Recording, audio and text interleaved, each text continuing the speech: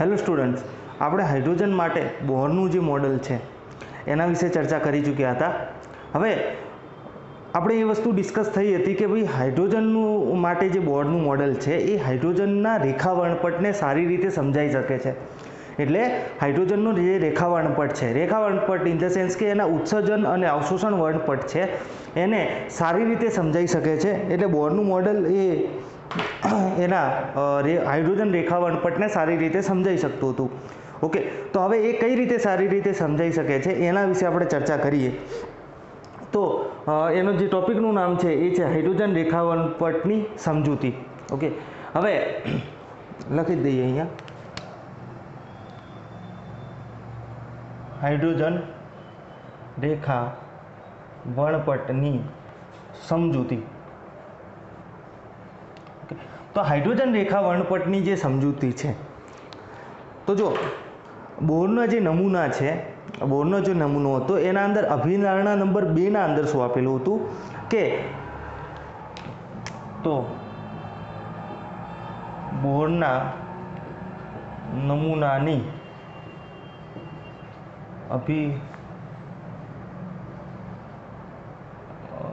બીજી અભિધારણા લખીએ, બીજી અભિધારણા પ્રમાણે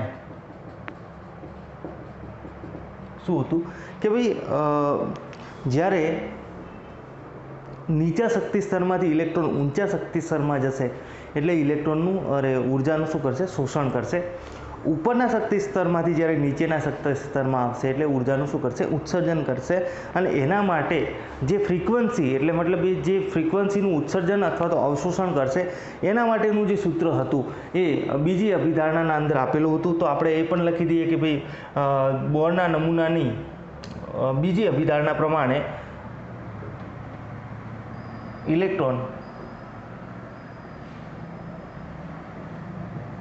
જ્યારે નીચા શક્તિ સ્તરમાંથી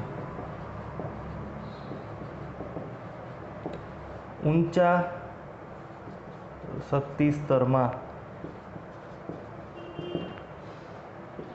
જાય ત્યારે ઉર્જાનું શોષણ કરે છે. તે જ રીતે જ્યારે ઊંચા શક્તિ સ્તરમાંથી નીચા શક્તિ સ્તરમાં આવે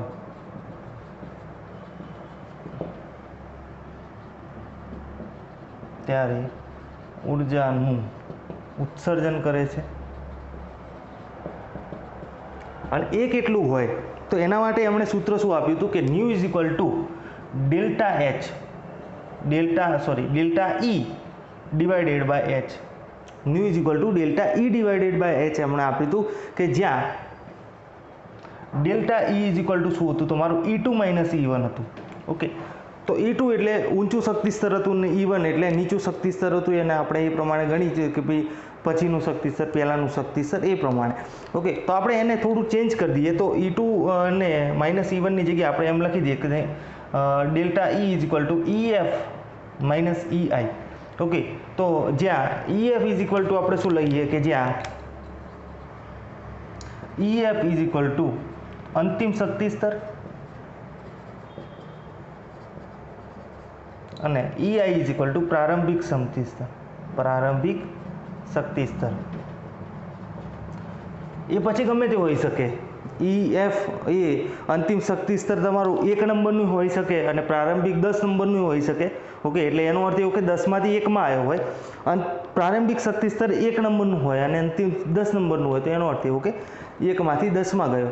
ઓકે, તો તમારું delta E is equal two EF minus EI લખી શકીએ. તો અહીં લખી દો ને, અહીં EF માઇનસ લેતા. ઓકે, હવે જો આ EF માઇનસ EI તો આપણને ખબર પડી ગઈ.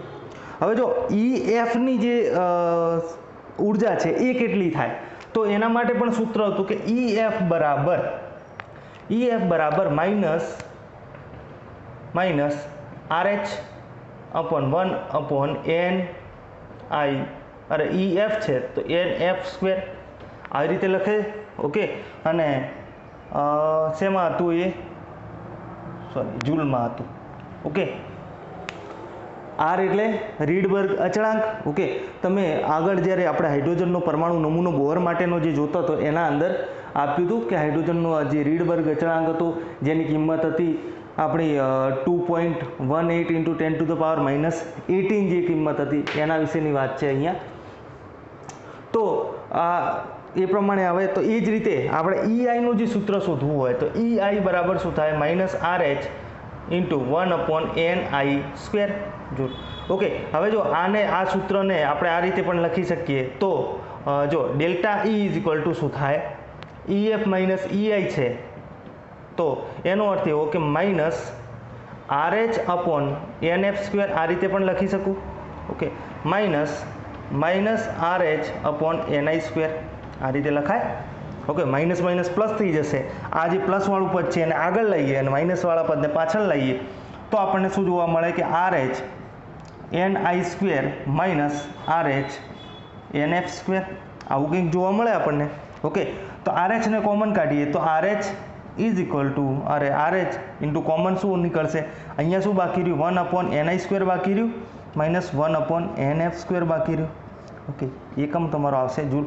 આ તો ક્યાંક જોયેલું લાગે હે ને, આ ક્યાંક જોયેલું લાગે છે. ચલો આગળ આવશે હજી. તો આ તમારું છે ને આ ડેલ્ટા Eની વેલ્યુ આવી. હં, ઓકે, હવે આપણે શું કરીએ કે એને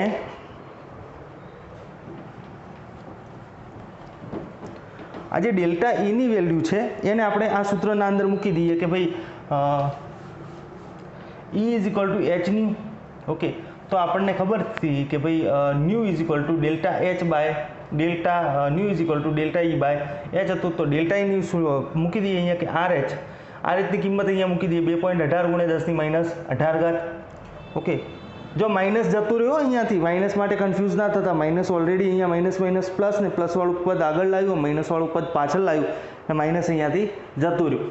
ઓકે, અહીંયા કૌંસમાં શું લખાશે 1/NI² માઇનસ 1/NF². ઓકે, અને ડિવાઇડેડ બાય શું થાય Hની કિંમત તો આપણને ખબર છે 6.626 ઇન્ટુ 10⁻34. ઓકે, બંનેનો એકમ જૂલ જ છે. ઓકે, જે જો આનું શું છે જૂલ ઇન્ટુ સેકન્ડ છે, આનું છે જૂલ. જૂલ જૂલ કટ જવાબ તમારો આવશે સેકન્ડ ઇન્વર્સ એટલે કે હર્ટ્સમાં આવશે. ઓકે, તો આની જે કિંમત છે એ તમારી કંઈક આવી આવે કે 2.18 ભાગ્યા 6.626 એટલે 0.329. અહીંયા સાઈડમાં લખી દઉં 0.329. ઓકે, અને -18 + 34 એટલે 34 - 18 કરો 19 જેવું આવશે. 16. ઓકે,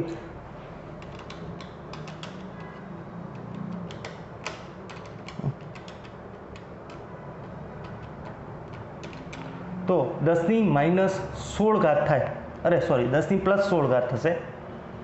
હવે 3.29 ઇન્ટુ 10⁻15 લખી શકાય. તો આપણે સીધી આ જ કિંમત મૂકીએ કે 3.29 × 10⁻15 1/NI² માઇનસ 1/NF². ઓકે, અને આનો એકમ શું આવશે હર્ટ્સમાં. એટલે એનો અર્થ એવો કે આપણે કોઈ પણ બે જોતા હોય કોઈ પણ બે વસ્તુ જોતી હોય કે આપણને ઇનિશિયલ આપેલું હોય અને પ્રારંભિક આપેલું હોય તો એના ઉપરથી આપણે એ કઈ આવૃત્તિનું વિકિરણ ઉત્સર્જિત કરશે અથવા તો વિકિરણનું શોષણ કરશે એ આપણે આ સૂત્ર ઉપરથી ગણી શકીએ. ઓકે, એના ઉપરથી સીધી આપણને શું મળશે આવૃત્તિ મળશે હર્ટ્સના અંદર. ઓકે, NI² અને NF². ઓકે, NF² માં આપણે જે છેલ્લે જેમાં આવ્યું હોય એમાં લખીએ, NI એટલે પ્રારંભમાં જેમાં હતું એના અંદર લખશું. ઓકે, હવે આપણને ખબર છે કે જો આના અંદરથી આપણે એને પેલા જોડે રિલેટ કરવાના છીએ કે જે હાઇડ્રોજનનું જે શક્તિ સ્તર હતું જે કે હાઇડ્રોજન આપણને હાઇડ્રોજન રેખા વર્ણપટના અંદર આપણે બામર શ્રેણી અને એના માટે જોયા હતા કે ભાઈ રીડબર્ગનો જે અચળાંક હતો જે આપણને રીડબર્ગનો અચળાંક આપેલો હતો એ કેવો હતો 109,677 ઇન્ટુ 1/N1² માઇનસ 1/N2² કંઈક આવો હતો. ઓકે, અને સેન્ટીમીટર ઇન્વર્સમાં આપણને જોવા મળતો હતો. ઓકે, તો આપણે અહીંયા પણ એ રીતે તો એ શેમાં હતું ન્યૂ બાર માટેનું સૂત્ર હતું. તો આપણે આના માટે પણ ન્યૂ બાર શોધી શકીએ. તો જો new bar is equal to શું થાય 1/λ. હવે 1/λ ઇઝ ઇક્વલ ટુ લેમડાનું ન્યૂનું રિલેશન આપણને ખબર છે કે she is equal two lambda into new, તો લેમડા ઇઝ ઇક્વલ ટુ શું થાય સી બાય ન્યૂ. ઓકે, તો અહીંયા શું લખી દઈએ આપણે, સી બાય ન્યૂ મૂકીશું તો સી નીચે આવશે અને ન્યૂ શું થશે ઉપર જતું રહેશે. તો એનો અર્થ એવો કે ન્યૂની કિંમત આપણને ખબર છે × 10⁻1/ni² માઇનસ 1/nf² છે, ડિવાઇડેડ બાય ન્યૂ સીની જે કિંમત છે એ કેટલી છે 3.0 × 10⁸ આ સેકન્ડ ઇન્વર્સમાં છે, આ મીટર ઇન્ટુ સેકન્ડ ઇન્વર્સમાં છે, સેકન્ડ ઇન્વર્સ કટ, તો જવાબ છે આવશે એ તમારો શેમાં આવશે મીટર ઇન્વર્સના અંદર આવશે. ઓકે, તો 3.29 ડિવાઇડેડ બાય 3 એટલે તમારું થાય 1.0967, તો 10967 લખી દઈએ આપણે પાછળ. ઓકે, તો 1.09677 1/ni² માઇનસ 1/nf², આ શેમાં આવશે મીટર ઇન્વર્સમાં તમારો જવાબ આવશે. ઓકે ઊભા રહો, હજી આનું સરવાળો બાદબાકી હજી કરવાના બાકી છે. તો 15માંથી 8 જાય તો કેટલા થાય 7 રહે. ઓકે, +15 - 8 એટલે +7. ઓકે, હવે જો આ મીટર ઇન્વર્સને હું સેન્ટીમીટર ઇન્વર્સમાં ફેરવું તો કેટલા આવે 1 metre inverse, 1 metre is equal to 10⁻², centimetre. બંને સાઈડ ઇન્વર્સ કરું તો 1 metre inverse is equal to 10⁻² centimetre inverse. તો મીટર ઇન્વર્સને સેન્ટીમીટર ઇન્વર્સમાં કન્વર્ટ કરવું હોય તો 10⁻² થાય, એટલે કે 109,677 ગુણ્યા 10⁵ થશે. 10⁵ કાઢવી હોય તો જો 1 2 3 4 ને 5. ઓકે, તો એનો અર્થ એવો કે 109,677 1/ni² માઇનસ 1/nf². ઓકે, આ શેમાં આવ્યું સેન્ટીમીટર ઇન્વર્સમાં આવ્યું. તો આ તો આપણું એ જ સૂત્ર આવ્યું ભૂર્યું જે આપણે હાઇડ્રોજન રેખા વર્ણપટના અંદર જોયું હતું. ઓકે, સેમ આ સૂત્ર આવી ગયું, સેમ રીડબર્ગ અચળાંક તમને અહીંયા જોવા મળે. ઓકે, તો આમાં શું હતું કે રીડબર્ગે શું કર્યું હતું કે સૌથી પહેલાં જે આ બધા કમ્પાઇલેશન કર્યું હતું કે જે અલગ અલગ ડેટા હતા એને ભેગા કરી અને આપણને આ સૂત્ર આપ્યું હતું, અને જે પાછળથી બોરના નમૂનાના અંદર આપણને સાબિત થયેલું જોવા મળ્યું. ઓકે, હવે એનર્જીની વાત કરીએ તો અહીંયા જો એનર્જી તમને એક વસ્તુ તમે જુઓ કે EF - EI છે. જો EF is greater than EI હોય, EF is greater than EI એટલે કે તમારું અંતિમ શક્તિ સ્તર એ વધારે હશે અને પ્રારંભિક શક્તિ સ્તર ઓછું હશે. એટલે ફોર એક્ઝામ્પલ 5માંથી 7, પ્રારંભિક 5 છે અંતિમ 7 છે, પ્રારંભિક 1 છે અંતિમ 4 છે. ઓકે, એ રીતે તો તમારું જે ઉર્જા છે એ શેમાં આવશે ધન આવશે. એનો અર્થ એવો કે ઉર્જાનું શોષણ થયું હશે. ઓકે, ઉર્જાનું શોષણ થયું હશે. અને જો તમારું EI is greater than EF હોય તો એનો અર્થ એવો કે પ્રારંભિક શક્તિ સ્તર તમારું ઊંચું હશે અને અંતિમ કેવું હશે નીચું હશે. ફોર એક્ઝામ્પલ 5માંથી 2, 4માંથી 1, 4માંથી 3. ઓકે, એ રીતે તો તમારે એ વખતે ઉર્જા શેમાં આવશે ઋણમાં આવશે. તો એનો અર્થ એવો કે ઉર્જાનું શું થાય ઉત્સર્જન થાય છે, ઉર્જાનું ઉત્સર્જન થાય છે. ઓકે, અને આમ પણ તમે જ્યારે થર્મોડાયનેમિક્સ ભણશો એટલે તમને ખબર પડશે કે કોઈ પણ વસ્તુ પ્રણાલીમાં એડ થતી હોય, પ્રણાલી કોને કહેવાય કે જેનું આપણે ઓબ્ઝર્વેશન કરી રહ્યા છીએ એ પ્રણાલી તમારી. તો પ્રણાલીમાં કોઈ બી વસ્તુ એડ થાય એ હંમેશા કેવી હોય ધન હોય, અને જે પ્રણાલીમાંથી દૂર થાય એ હંમેશા કેવી હોય ઋણ હોય. તો આ પ્રણાલીમાં જો આ ઉર્જા ઋણ છે એનો અર્થ એવો કે ઉર્જા પ્રણાલીમાંથી દૂર થાય છે એટલે કે ઉર્જાનું શું થાય છે ઉત્સર્જન થાય છે. અને અહીંયા ઉર્જા ધન છે એનો અર્થ એવો કે ઉર્જા પ્રણાલીના અંદર એડ થતી હશે. તો અહીંયા આપણે ઉર્જા વિશે વાત કરી લીધી. હવે જો આ હર્ટ્ઝ છે, ઓકે, આવૃત્તિ જે છે એ આવૃત્તિના અંદર શું છે કે આ આવૃત્તિ આના મદદથી આપણે શું શોધી શકશું કે અલગ અલગ જે આવૃત્તિ એટલે મતલબ કઈ સંક્રાંતિ એટલે કે પહેલા શક્તિ સ્તરમાંથી બીજા શક્તિ સ્તરમાં જાય તો કયા આવૃત્તિવાળું વિકિરણ ઉત્પન્ન થાય, અથવા તો ફોર એક્ઝામ્પલ 9મા શક્તિ સ્તરમાંથી કોઈ ઇલેક્ટ્રોન 5મા શક્તિ સ્તરમાં આવતો હોય તો એ વખતે કયું વિકિરણ ઉત્સર્જિત થશે, કયા આવૃત્તિવાળું, તો એ આના ઉપરથી શોધી શકીએ. હવે બીજી એક વસ્તુ હતી કે હાઇડ્રોજન જે વર્ણપટ હતો એના અંદર મલ્ટિપલ લાઇન્સ હતી. જે આપણે પણ જે જોયું હતું એના અંદર શું હતું કે ભાઈ આપણે ઉત્સર્જન વર્ણપટના અંદર જોયું હતું કે ભાઈ આખો જે બેન્ડ છે એ કાળો હોય અને વચ્ચે વચ્ચે ક્યાંક ક્યાંક આપણને લાઈનો દેખાતી હોય. ઓકે, તો આ મલ્ટિપલ લાઇન્સ આવવાનું કારણ શું?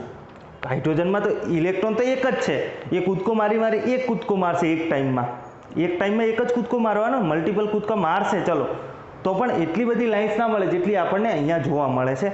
તો એનું કારણ સિમ્પલ છે કે ભાઈ આપણે જ્યારે નમૂનાનું કોઈ પણ ઓબ્ઝર્વેશન કરતા હોઈએ, જ્યારે આપણે કોઈ નમૂનાને લઈને ચાલતા હોઈએ, તો એ નમૂનાના અંદર અસંખ્ય સંખ્યાના અંદર મતલબ અસંખ્ય તમારી જે હાઇડ્રોજનના પરમાણુ હાજર હોય, અસંખ્ય હાઇડ્રોજનના પરમાણુ હોય તો એનો અર્થ એવો કે અસંખ્ય ઇલેક્ટ્રોન હશે.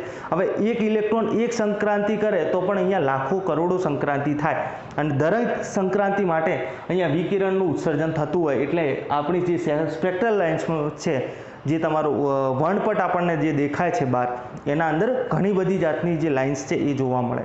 ઓકે, હવે બીજી એક વસ્તુ અહીંયા છે કે કોઈ જે આવૃત્તિ છે, મતલબ અહીંયા કોઈ કલર આપણને કોઈ કલરનું જે ઉત્સર્જન થતું હોય એ ઘાટું અથવા આછું આપણને કઈ રીતે દેખાય? તો માની લો કે લીલો કલર છે. ઓકે, અને એની ધારો કે લાલ કલર માની લો કે ચલો લાલ કલર છે. હવે લાલ કલરની આવૃત્તિ જે છે એ તમારી 4.5 સમથિંગ છે 10⁻14 હર્ટ્ઝ. ઓકે, આટલી એના આસપાસની આપણી આવૃત્તિ જોવા મળે. શેના માટે? લાલ કલર માટે. ઓકે, તો હવે જો લાલ કલર ડાર્ક દેખાતો હોય તો એનો અર્થ એવો થાય કે ઘણા બધા ઇલેક્ટ્રોન એવા છે કે જે આ તરંગ લંબાઈનું ઉત્સર્જન કરે છે. ઓકે, એટલે લાલ કલર આપણને શું દેખાશે? તેજસ્વી દેખાશે, થોડો બ્રાઇટ દેખાશે. ઓકે, અમુક કલર આપણને આછા દેખાય તો એનું કારણ શું હોય કે ઓછા ઇલેક્ટ્રોન જે હોય કે એ પર્ટિક્યુલર તરંગ લંબાઈનું ઉત્સર્જન કરતા હોય. જેમ કે માની લો કે લીલો કલર અહીંયા તમને આછો દેખાતો હોય, ઉત્સર્જન વર્ણપટના અંદર લીલો કલર તમને આછો દેખાતો હોય, તો એનો અર્થ એવો કે થોડાક જ ઇલેક્ટ્રોન એવા છે જે લીલા કલરનું ઉત્સર્જન કરે છે. બાકીના જે ઇલેક્ટ્રોન છે એ કોઈ બીજા કલર અથવા તો બીજી આવૃત્તિનું ઉત્સર્જન કરે છે. બરાબર.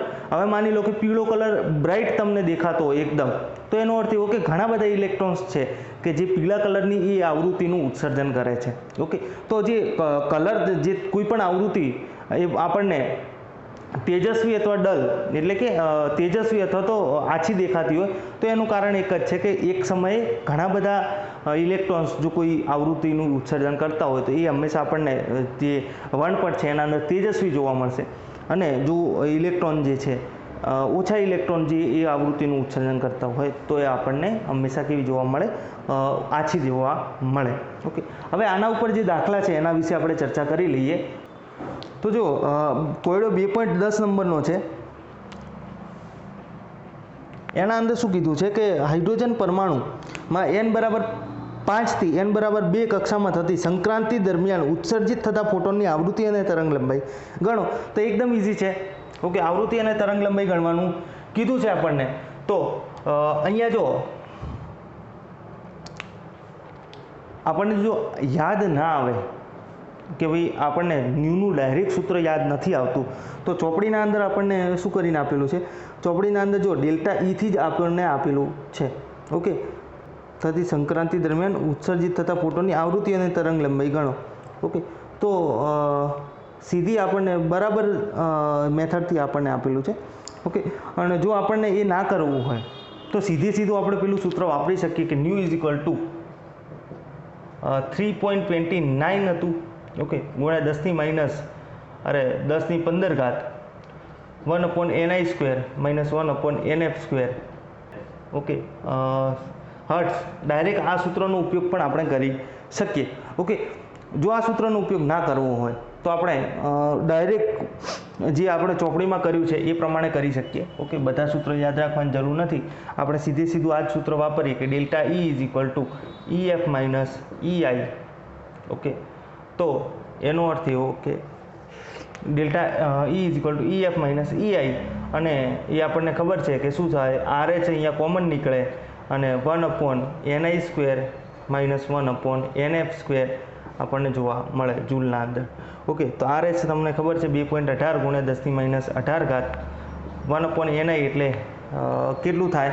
બીજામાંથી 5માંથી 2માં આવે તો ni ઇનિશિયલ 5 છે 5નો સ્ક્વેર માઇનસ 1/2નો સ્ક્વેર.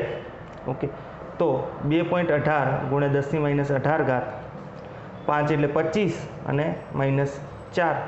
ઓકે, તો અહીંયા 100 થઈ જશે અને ઉપર તમારું શું થાય 4 - 25 એટલે -21. નીચે કેટલા થશે 100 થશે. ઓકે, એટલે 2.18 લખી દો ભાગ્યા અહીંયા 100 લસા થઈ જશે તમારો. ઉપર આ જે છે એ 4 આવી જશે, અહીંયા શું આવી જશે 25 આવી જશે, તો -21 આવે તમારું. ઓકે, તો અહીંયા 100 છે એની જગ્યાએ આપણે 10ની 2 ઘાત ગણી શકીએ. ઓકે, તો 10ની 2 ઘાત ઉપર આવશે તો -2 ઘાત, તો -18 - 2 એટલે માઇનસ કેટલી થાય 20. ઓકે, અને 21 ગુણ્યા 2.18 કરો તો 21 ગુણ્યા 2.18 એટલે તમારું આવશે 45.78. 45.78. ઓકે, અને આખો જવાબ શેમાં આવશે માઇનસમાં આવશે. તો આપણે અહીંયા કરીએ તો -4.578 ગુણ્યા 10⁻19 ઘાત જૂલ આપણને જોવા મળે. તો આ શું આવી આપણની ઉર્જા આવી. ઓકે, તો ન્યૂ ઇઝ ઇક્વલ ટુ શું થાય E is equal two h new થાય. તો ન્યૂ ઇઝ ઇક્વલ ટુ શું થાય E/h થશે. તો E તમારું શું આવ્યું, અહીંયા જો માઇનસ લેવાનું નથી. ઓકે, આ તમારું શું છે ઉત્સર્જન થાય છે કે અવશોષણ થાય છે એના માટે માઇનસ પ્લસના સિમ્બોલ છે. ઓકે, ઉર્જા તો તમારી જે મૂલ્ય હોય એ જ લેવાનું હોય આ સૂત્રના અંદર. ઓકે, કેમ કે તમારી જે ફ્રીક્વન્સી પ્લસ માઇનસ આવશે એનાથી કોઈ ફરક નહીં પડતો. 4.578 × 10⁻19 ડિવાઇડેડ બાય 6.626 × 10⁻34. ઓકે, તો અહીંયા હું સીધો જવાબ જ લખી દઉં 6.91 × 10⁻14 હર્ટ્ઝ તમારી ફ્રીક્વન્સી મળી. અને એને અનુરૂપ તમે તરંગ લંબાઈ પણ શોધી શકો. Okay, lambda is equal two c/ν સીધું આપણને મળી જાય 434 નેનોમીટર. તમારો જે જવાબ આવે છે એ છે. ઓકે, HE પ્લસની પ્રથમ કક્ષા સાથે સંકળાયેલ ઉર્જા ગણો અને કક્ષાની ત્રિજ્યા કેટલી હશે એ આપણે ગણવાની છે. ઓકે, તો ઉર્જા આપણને ખબર છે કે એના માટે જે સૂત્ર હતું હાઇડ્રોજન જેવી સ્પીસીસ માટે સૂત્ર હતું કે En is equal two minus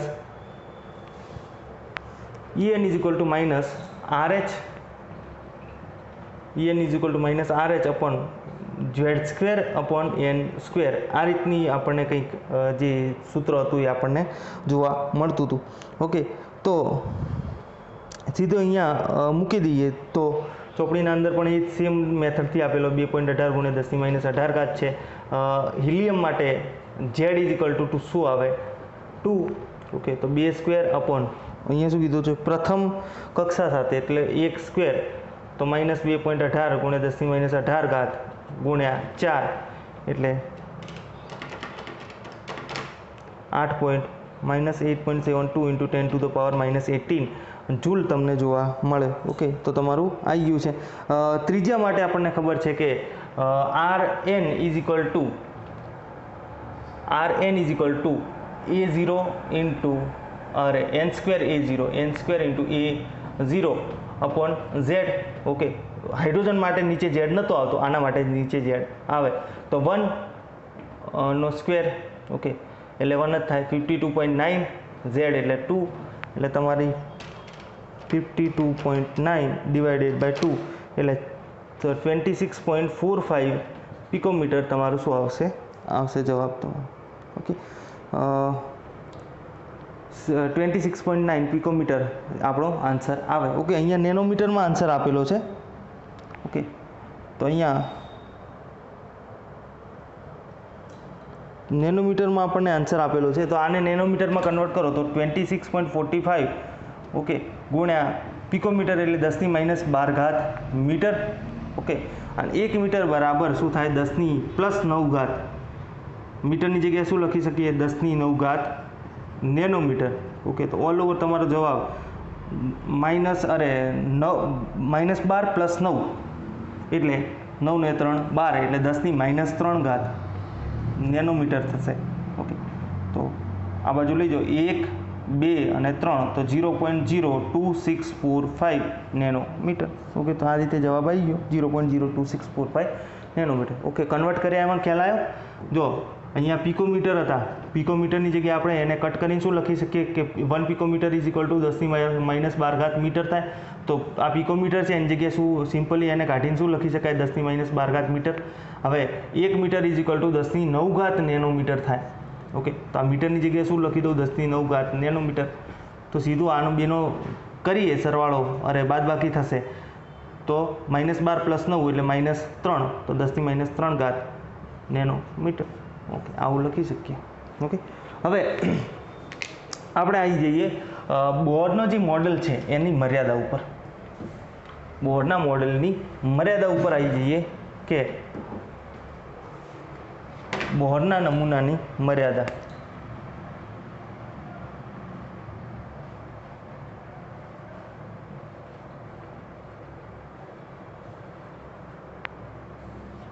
તો બોરના નમૂનાની મર્યાદાઓ.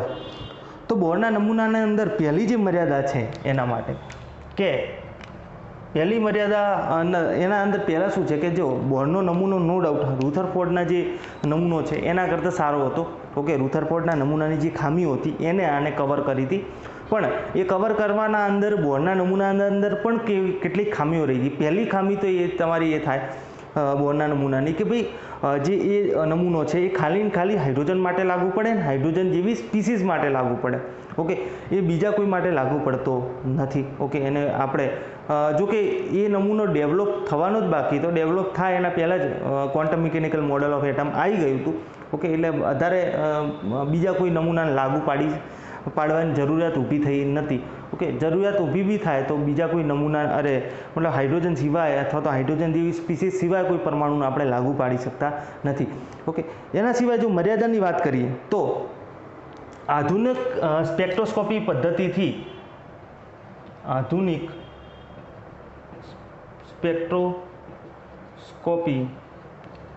પદ્ધતિથી મળેલા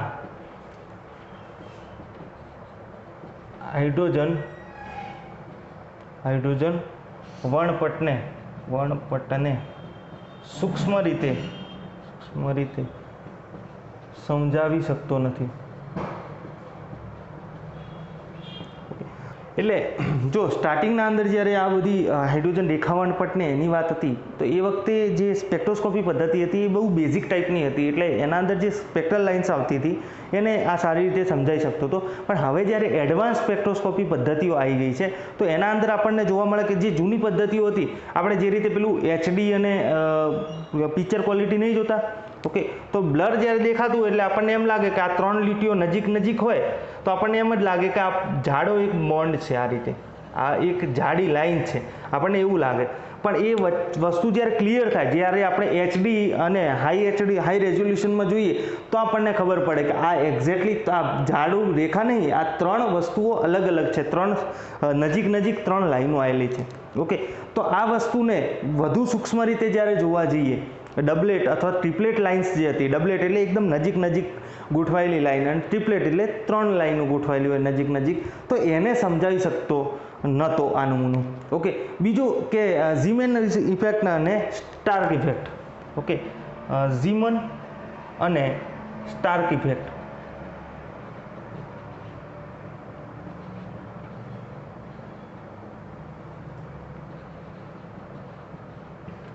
ઝીમન અને સ્ટાર્ક ઇફેક્ટ. તો ઝીમન ઇફેક્ટ કોને કહેવાય કે જ્યારે ચુંબકીય ક્ષેત્રના અંદર આ વર્ણપટીય જે રેખાઓ છે જેને જો આપણે શું કહીએ સ્પેક્ટ્રલ લાઇન્સ એટલે વર્ણપટીય રેખા છે, એનું શું થાય સ્પ્લિટિંગ થાય એટલે એ શું થાય કે છૂટી પડે. ઓકે, ભેગી હોય તો એ શું થાય છૂટી પડે ચુંબકીય ક્ષેત્રની હાજરીમાં, એને શું કહેવાય ઝીમન ઇફેક્ટ કહેવાય.